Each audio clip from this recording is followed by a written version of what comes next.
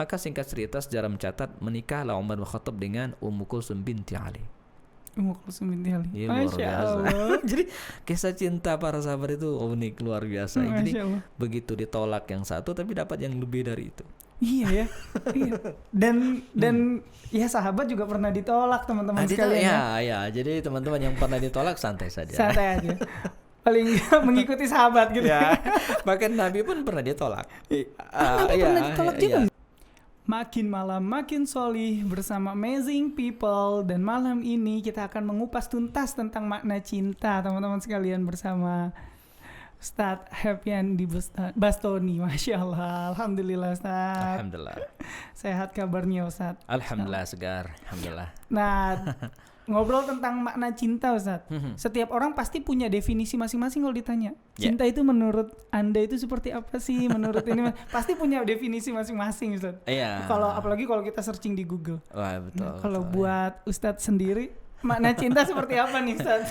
Iya, emang bicara tentang cinta emang sangat luas ya. Kalau saya sederhana ya. Bagi saya cinta itu adalah pengorbanan. Pengorbanan Ustadz, ya setuju. Jadi cinta itu adalah pengorbanan. Jadi ketika seseorang mengaku cinta kepada siapapun ya, sesuatu atau zat, orang lain, lawan jenis, artinya dia siap berkorban. Siap berkorban, ya. Wow. Dan pengorbanan ini juga luas ya. Bisa jadi hanya korban perasaan. Contohnya misalnya sepasang suami istri yang baru menikah dalam hitungan hari misalnya.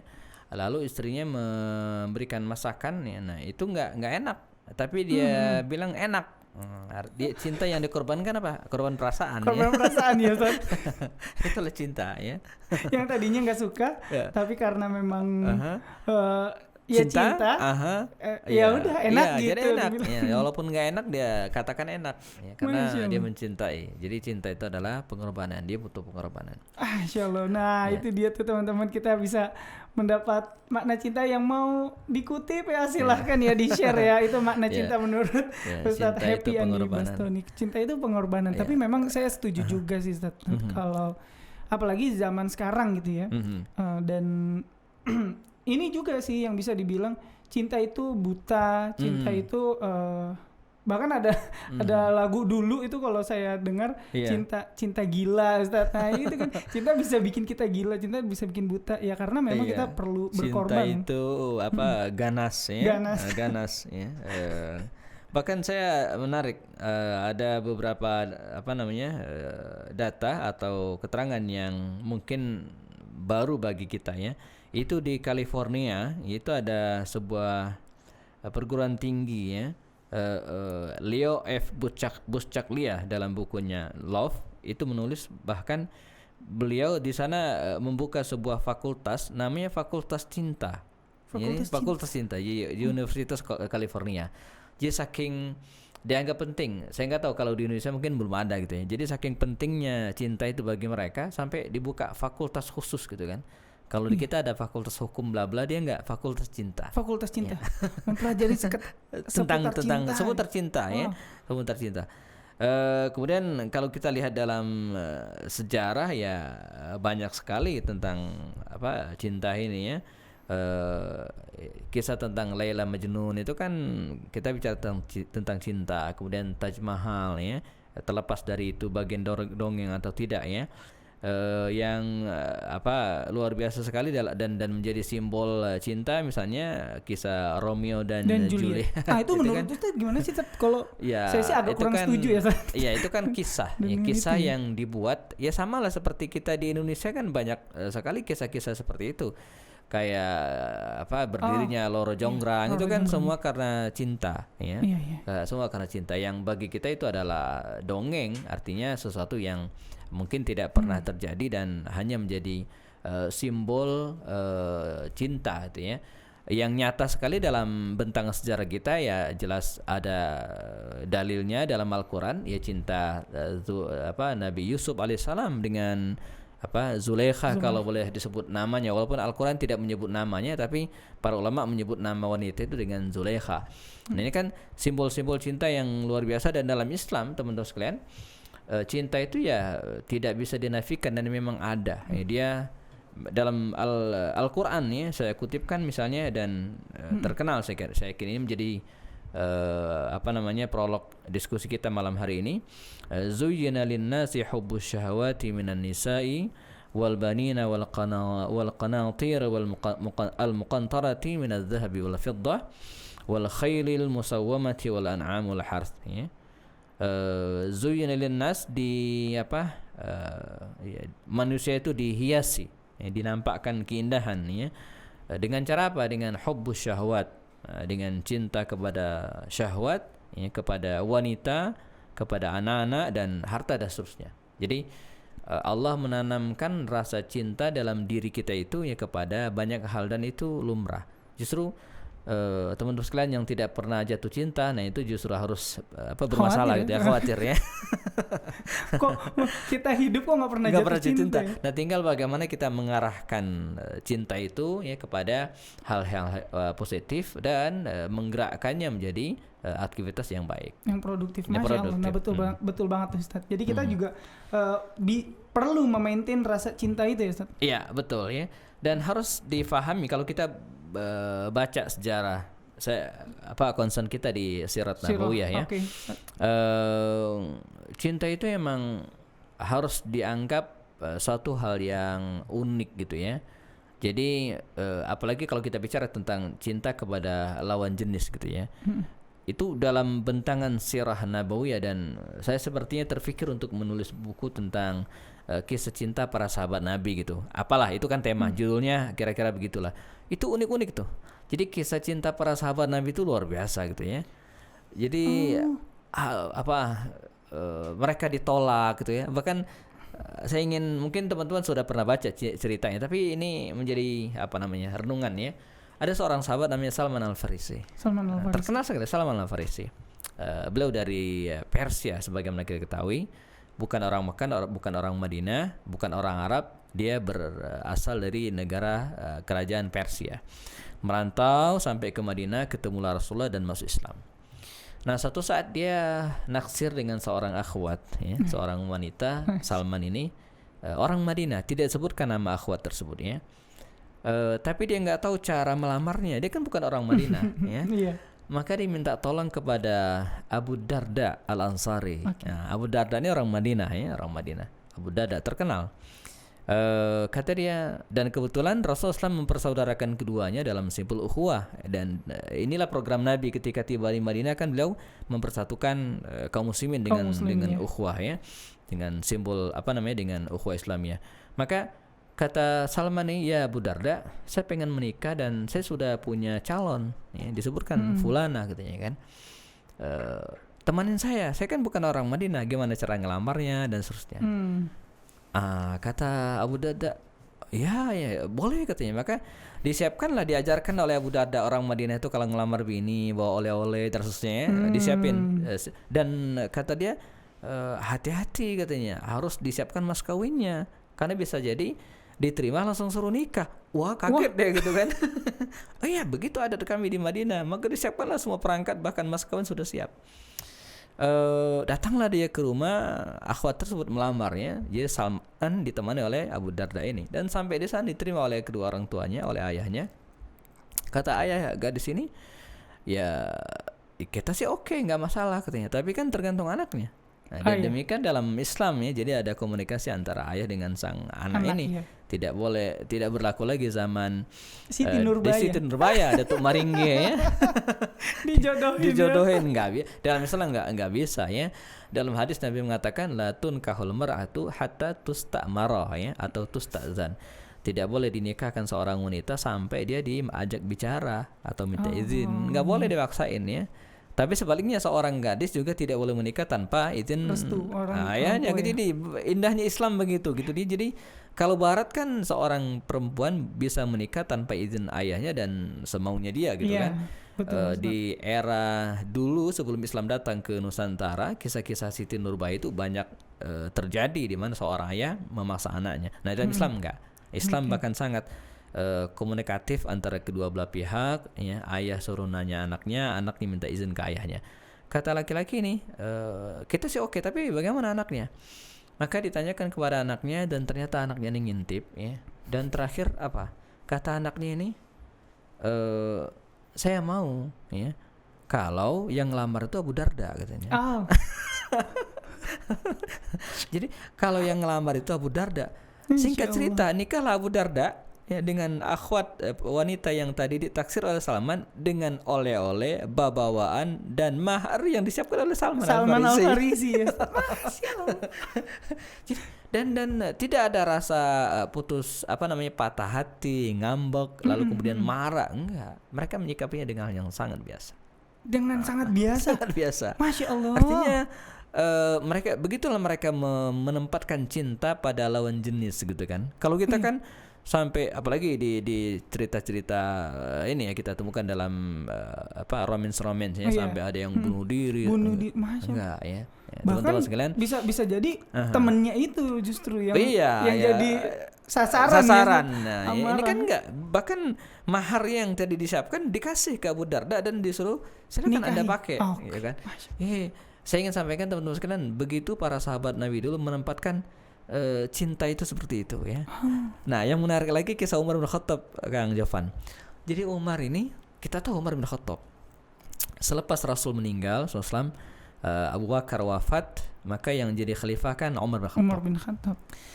Nah, Umar ini kan diantara keinginannya dia pengen menyatukan sekat-sekat kabilah ini supaya tidak ada batasan-batasan. Singkat cerita, dia pengen menyatukan keluarga Umar dengan keluarga Abu Bakar ya, lewat pernikahan. Dan dia lihat ada satu anak Abu Bakar yang belum menikah, anak bungsu Abu Bakar, namanya Ummu Kulsum binti Abu Bakar.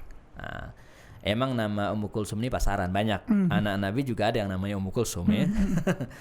Nah, jadi kata Umar bin Khattab kepada Aisyah ya, ibunda Ummul Mukminin ya, istri Rasulullah.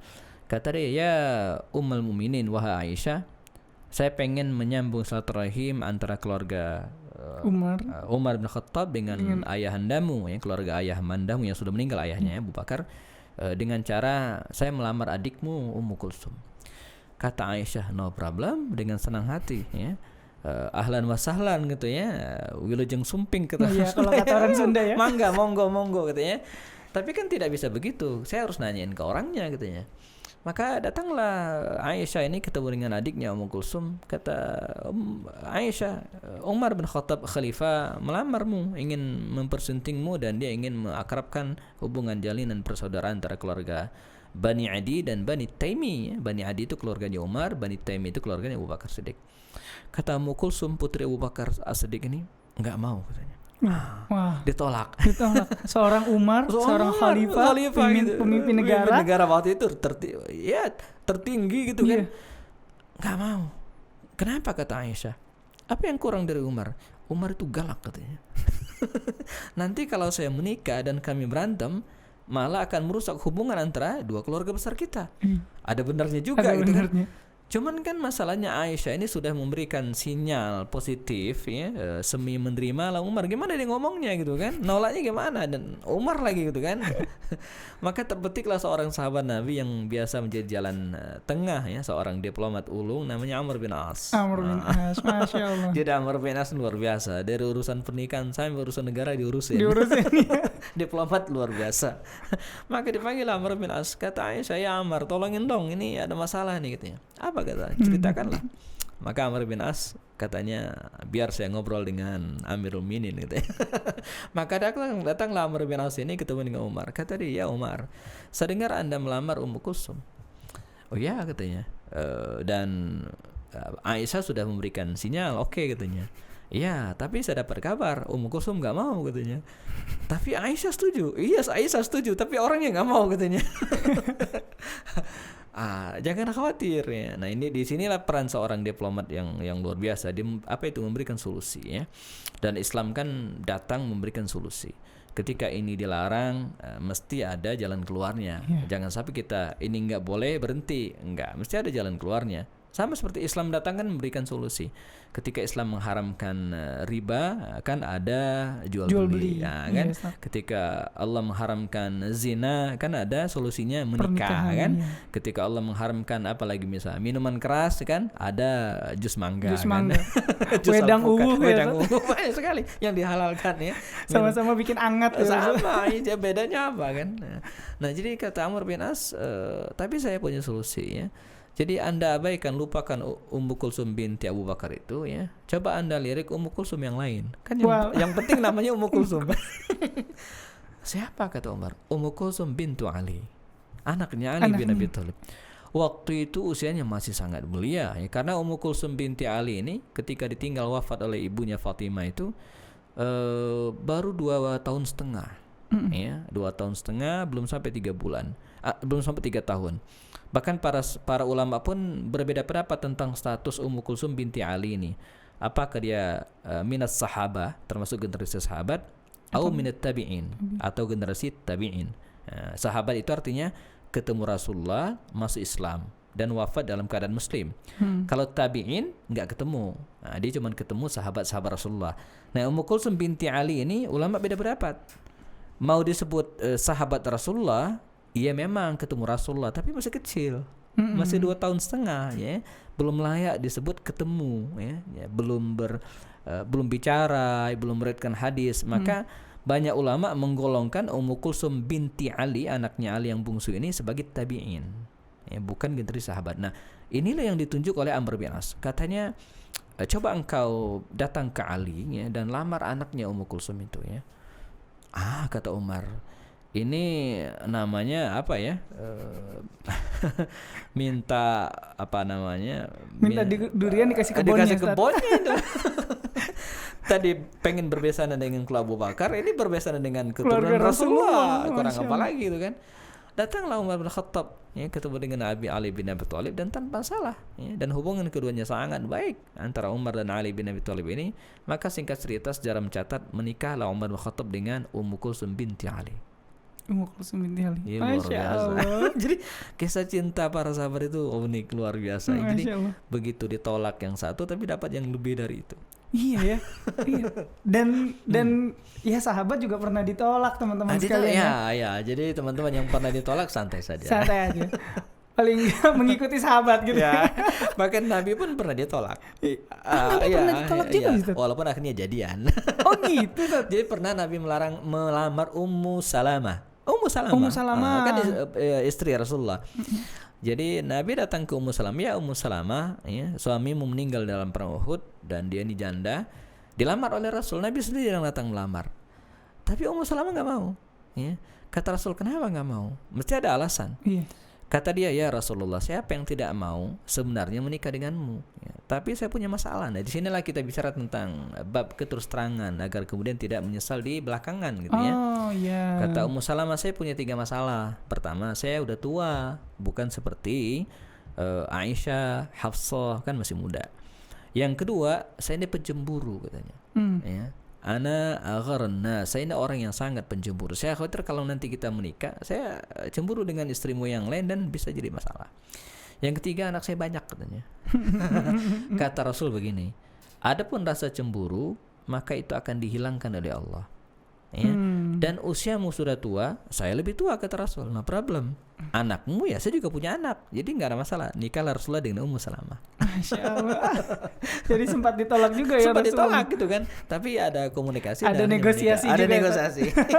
Makanya teman-teman, saya beberapa kali memakcomplangi beberapa teman dalam jawabannya. Saya bilang dalam ta'aruf lalu kemudian melanjut ke khitbah pernikahan, ada hal-hal yang sifatnya kita boleh toleransi, ya. Tapi ada hal yang sifatnya prinsip, ya. Yang prinsip itu ya kita nggak boleh mundur. Misalnya saya harus menikah dengan muslimah yang sudah berhijab, itu prinsip. Ya, ketika ditawar yang nggak berhijab, saya nggak mau. Ini contoh saja gitu kan. Ini prinsipnya. Masalah agama juga prinsip, ya, tidak menikah dengan di luar, ya, agama, ya.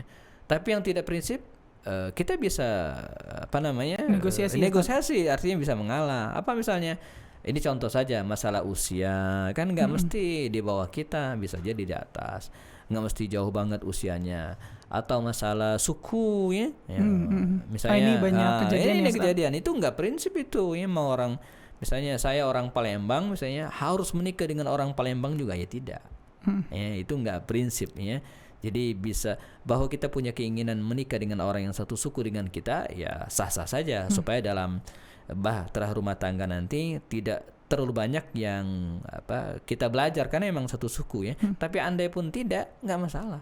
Ya, tidak masalah. Itu disebut dengan bukan hal yang prinsip. Jadi kita harus memetakan mana yang prinsip dan mana yang tidak dalam menautkan dua cinta ini. Dua cinta. Alhamdulillah kalau di negeri kita, di Indonesia, kita nggak susah cari masjid. Masjid dengan mudah kita temukan. Mungkin tiap gang, mungkin tiap RT kita dapat satu masjid aja. Cuman yang kita khawatirkan adalah tentang bagaimana pertanggungjawaban kita sebagai bukti syukur nikmat kita kepada Allah. Kita punya banyak masjid, terus pertanggungjawaban memakmurkannya gimana?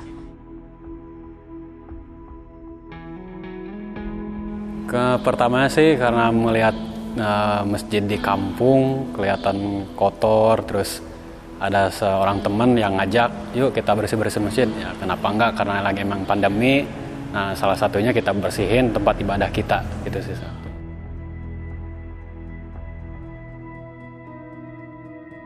Kita bisa lihat banyak orang bisa betah lama-lama ada di mall, orang bisa betah lama-lama ada di hotel, di kafe dan sebagainya. Kenapa? Karena tempatnya nyaman.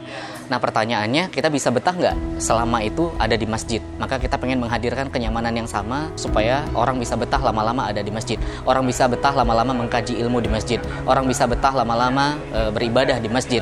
Dan lagi pula kita juga pengen masjid itu punya fungsi untuk membangun peradaban sebagaimana yang dicontohkan oleh Rasulullah SAW dan para sahabat. Masjid itu merupakan bangunan yang punya peran sentral dalam peradaban Islam. Nah, Rasulullah juga ketika hijrah dari Makkah ke Madinah membangun masjid sebagai bangunan pertama.